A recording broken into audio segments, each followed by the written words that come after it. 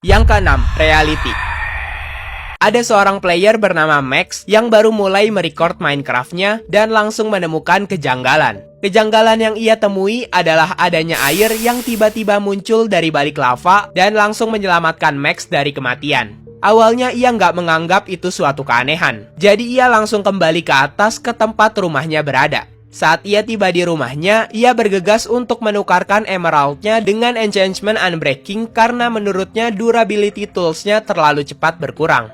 Ia menuju ke rumah villager-nya, tapi baru menyadari ternyata emerald yang dibawanya kurang untuk menukar unbreaking 3. Ia masuk lagi ke rumahnya, mengecek barang berharganya, dan menemukan ada 41 emerald di dalam chest-nya. Padahal ia yakin dengan pasti tadi hanya ada 2 emerald saja.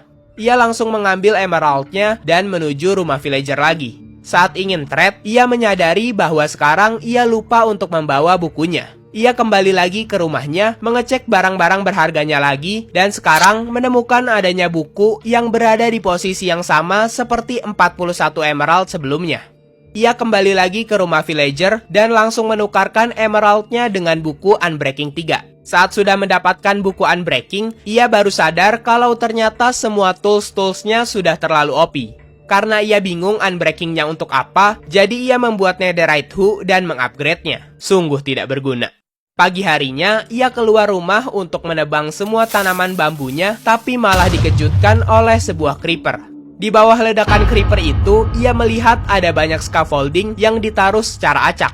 Ia menebang bambu-bambunya dan kemudian menaruhnya di storage dan furnace-nya. Setelah itu, ia berniat mining, tapi saat ia menggeser kursornya ke kanan, tiba-tiba Minecraft-nya mendadak nge-lag, seperti sedang menutupi sesuatu di sekitar situ. Ia terjatuh dan melihat ada banyak scaffolding di depannya. Ia penasaran ada apa di balik scaffolding itu dan mengeceknya satu persatu. Di situ ia melihat ada sebuah player yang sedang mengintainya, kemudian menghilang begitu saja. Max berpikir sepertinya player tadi berniat mengintainya dengan menaruh kamera di sekitar situ. Di situ Max juga baru tersadar, kok bisa sih ada kamera di Minecraft? Apa jangan-jangan ia membelinya di Minecraft Store dan kemudian menggunakannya di server-server orang lain untuk menjahili player lain? Karena Max tidak bisa menghancurkan kamera tersebut, ia hanya sekedar menutupnya. Setelahnya, ia kembali teringat dengan emerald dan buku yang tadi ia dapatkan. Bisa saja itu adalah ulah player tadi yang memberikan perhatian kepadanya.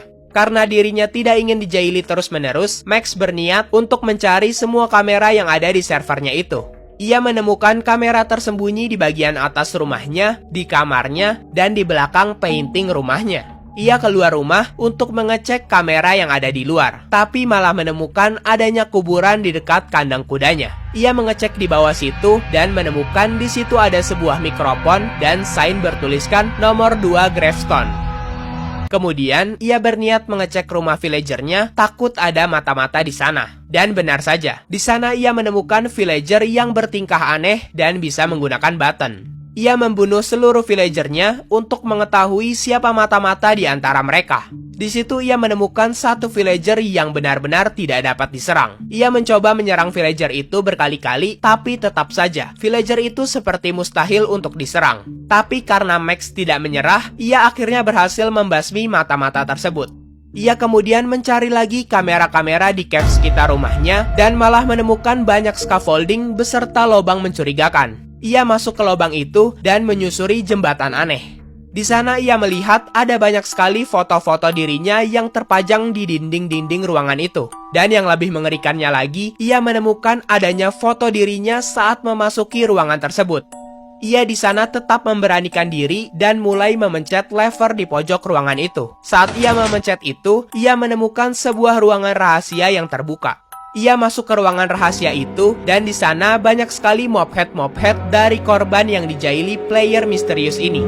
Kemudian ia dikejutkan dengan adanya satu struktur blok yang masih kosong bertuliskan nama playernya. Dan kemudian